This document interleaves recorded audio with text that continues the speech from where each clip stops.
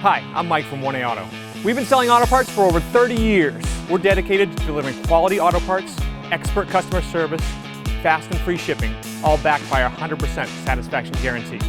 So visit us at 1AAuto.com, your trusted source for quality auto parts. In this video, we're going to be working with our 2006 Chrysler 300. We're going to show you how to remove and replace your vehicle's front rearward lower control arm. This is the rearward-most one in the front suspension that your strut bolts onto. If you like this video, please click subscribe. We have a ton more information on this and many other vehicles. And if you need this part for your car, you can follow the link down in the description over to 1AAuto.com. Here are the items you'll need for this repair.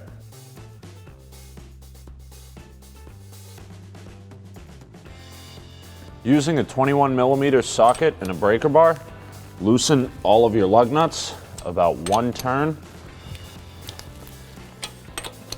Raise and support your vehicle. We're using a lift to make it easier to show you what's going on, but this job can easily be done at home with a jack and jack stands. Remove your lug nuts the rest of the way by hand. Remove your wheel and tire. After removing your wheel and tire, use a 19mm wrench to secure the nut on the back side if you're using an aftermarket strut like we are. OE pieces have a welded nut, and you'll only need your 18mm socket and ratchet to remove the bolt at the front. You may need to use an 18mm socket and breaker bar if it's on there pretty tight like ours is. Once you get the bolt loose, you should be able to finish removing it with a socket and ratchet. Here's a helpful trick for removing a bolt that's in a bushing like ours is here.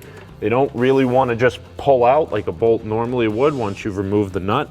So you can use any wrench that's smaller than the flange or the head on the end of the bolt, but bigger than the shank. In our case, a 16 works. And you can push out with one hand while turning the ratchet with the other. Once it's most of the way out, you should be able to move the suspension a little by hand and pull the bolt out. Now we'll loosen the upper control arm nut. You don't have to remove this completely, but we're going to loosen it just about to the end of the threads. Ours is spinning, so we're going to have to use a 19mm wrench, a 6mm Allen bit, and a ratchet. What we're going to do is counter hold the nut and turn the shaft of the bolt here with that 6mm Allen. We're going to turn that clockwise to loosen. So we'll remove that all the way. Be careful of your ABS wires and brake lines. Looks like we're going to have to disconnect the ABS sensor. Now using a 21mm socket, and I'm going to use a breaker bar because this looks pretty rusty. You might be able to just use a ratchet. Loosen the nut on the lower ball joint.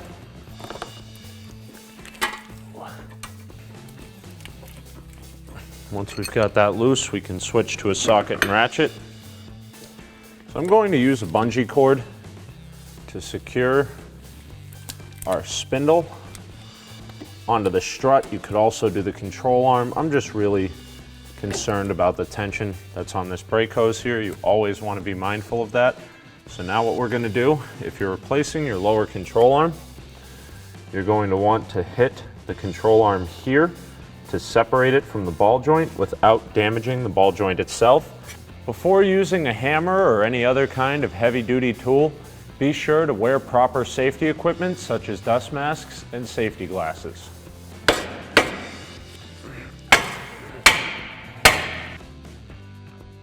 Remove the two 15mm bolts on the sway bar bushing bracket with a 15mm socket and a breaker bar.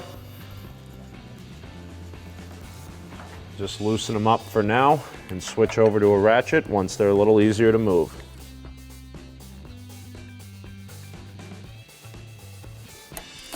Remove the brackets.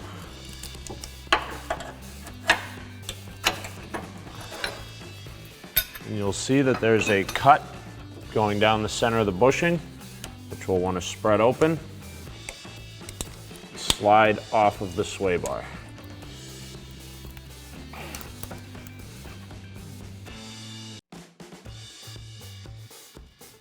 Using a 12mm Allen socket, which I'm actually gonna tap in because there's a little bit of rust buildup, and this is not a bolt you want to strip.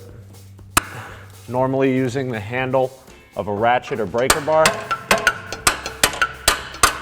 we'll tap it in enough without risking damage to either the tool or the piece of hardware like a hammer can. So once that's in there, nice and far, so we know we're not going to strip it, I'm actually going to use an extension to get myself a little bit away from that bracket there while I'm putting the torque on it. And a 21mm wrench on the nut on the back side. Go ahead and break that loose with a breaker bar.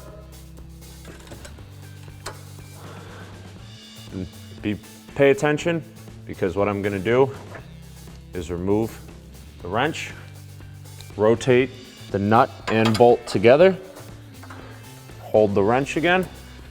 We'll make the first couple of turns this way so I don't have to reset that Allen.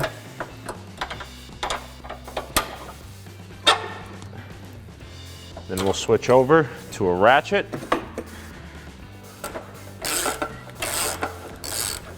Now this bolt is pretty stuck in that bushing, so what I'm going to do here is remove our tools and leave the nut. Now in order to do what I want, I'm actually going to have to remove this nut completely. And then there's a large washer back here that will slide off. We'll reinstall the nut so it's just about flush with the end of the threads.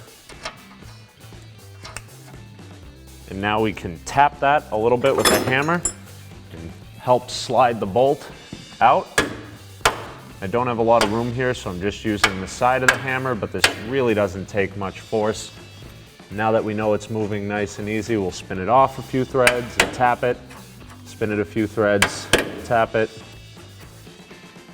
Make sure you're not on the last thread when you do this because you can risk damaging it.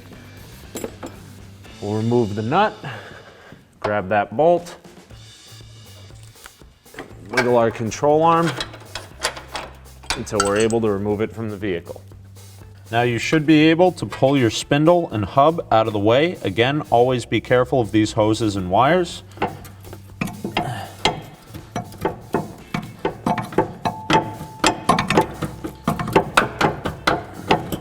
Work the control arm back and forth until it's out of the vehicle. Here we have our old lower control arm that we removed from our vehicle and our new part from 1AAuto.com. As you can see, these parts are exactly the same with the same casting. We have the same end here where our ball joint is going to seat into. We have the same bushing for our lower strut to mount to, and the same bushing here where it goes into the vehicle's subframe. Now what tends to happen with these, and this one isn't terrible, but you can see some of the cracking that's starting to take place around this sleeve inside of the bushing. Eventually, if that tears through, the suspension will feel very loose, probably make a lot of noise and throw off your alignment angles, as well as throwing off the stability and handling of the vehicle. This new part from 1A Auto has a nice new high quality bushing pressed in here, and you can see how nice and tight that is around the sleeve, whereas the old one here is starting to tear out and fail. These bushings can go bad as well. There is a little slice in here, but that's actually part of the production process. That's not any kind of damage. You can see both the new one and the old one have that, but you would be looking for the same cracking and separation here or any kind of looseness to the bushing. These should be very tight. I can't move these by hand. This one I can move a little bit. Again, it's not terrible, but it is damaged slightly. So if your old control arm has failed bushings or the tapered end isn't holding the ball joint as it should, this new part from 1A Auto is going to go in direct fit, just like your original equipment, get your vehicle riding and handling like it should, and fix you up right. Install your new control arm back into the subframe of the vehicle. Now this can be a little tricky to line up, so you might have to wiggle it in a few times, and once it's in, you might need to use a mallet or a pry bar to get it right where you want it. So the bolt hole is pretty close to where we want it, so I'm just going to tap it in.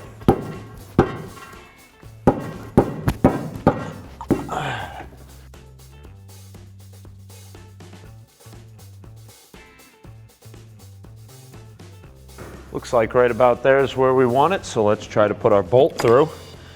Now our bolt has this large washer on it, which if you try to put on and install, it's not going to get past the subframe. So you need to slide it all the way to the end, sneak it underneath that channel in the subframe, and then install it into your control arm. And ours isn't quite lined up, so you need to wiggle it a little bit, and then you may actually have to turn it by hand to thread it in some. Now ours was just misaligned slightly, so I'm using the ratchet with our 12mm Allen socket to thread it in. Now you want to be careful and watch the threads on this side. See, this is going through with very minimal effort, and it's not really dragging against the cross member, so it's okay to do it like this. But if you really have to force it through there, you're going to end up rounding off all of these threads and making this bolt unsafe to use, especially on something critical like our control arm. Once those threads have gone through, reinstall the large washer on the opposite side, as well as your nut. And we're just going to get that snug for now, and we'll torque it once the weight's back on our vehicle. Reinstall the ball joint into the control arm and start your castle nut on as far as you can get it by hand. Torque the lower ball joint nut to 50 foot-pounds with a 21mm socket. And this bolt needs to get 90 degrees added to it. You can use a torque angle finder, or you can just go about 90 degrees by eye. Our lower ball joint was missing a cotter pin when we pulled it apart, so we're going to be sure to install one now. You should always install a new one whenever you remove a cotter pin, just because they're very light and flimsy, and they're very important to making sure these suspension components don't move. So you can buy a kit of them at a very low cost, and it's a good idea to swap them out anytime you remove one. They get rusty and break, and having a new one in there is just a little more peace of mind. So lay that through and bend the ends over with a needle nose plier. And I like to just bend one end to keep it from turning, and then to keep it clean and simple, we just snip the straight end off with a pair of side cutters. Now this next part is where it gets just a little bit tricky. You're going to want to watch the fork on the bottom of your strut to make sure that it lines up over this bushing, while simultaneously pulling up on the hub here and getting this nut started a couple of threads on your upper ball joint. Now if you're doing this on the ground, you could use a floor jack to bring the suspension up, and that's probably not a bad idea.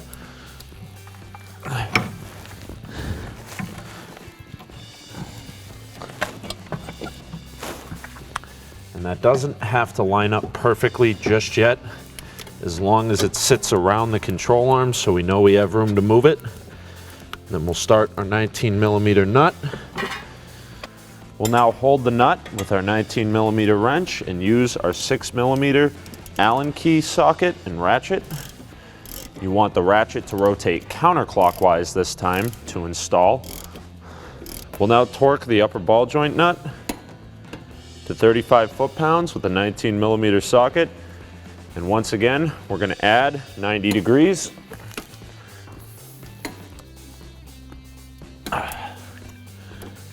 Remove your bungee cord or whatever you use to secure your hub. Reconnect the ABS sensor if you disconnected it. Push up on the suspension and align your strut. Now your strut does rotate a little bit, so you may have to turn it to get it to line up.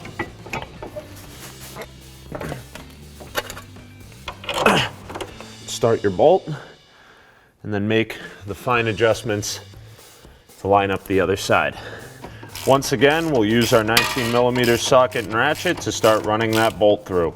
Just make sure that there's not a lot of tension on it and that it's not going to damage your threads. Reinstall your nut. Once again, we're not going to tighten this down, we're just going to get it close. Ours has a 19mm nut, yours may vary. Now we're going to use a screw jack under the lower ball joint. At home, you would want to do this same thing with your floor jack. Bring the vehicle suspension up to ride height. All that means is that we want to go until the weight of the vehicle is on it here. Using a 19mm wrench and an 18mm socket with the weight of our vehicle on the suspension, we're going to torque this bolt to 128 foot-pounds. Then with our 12mm Allen and our 22mm wrench, we'll torque the cradle bolt to 130. Lower the jack or screw jack supporting the suspension on your vehicle. Slide the back cover of the sway bar bushing bracket onto the subframe. Split the bushing and install it back over the bar. Install the top half of the bracket and start your 2 bolts by hand. Tighten the bolts down with a 15mm socket and ratchet. You can now reinstall your wheel and tire. Reinstall your wheel and tire and get your 21mm lug nuts as tight as you can by hand. Lower the partial weight of your vehicle back onto the tires. Torque your lug nuts to 110 foot-pounds in a cross pattern.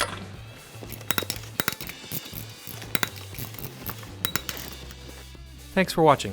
Visit us at 1AAuto.com for quality auto parts, fast and free shipping, and the best customer service in the industry.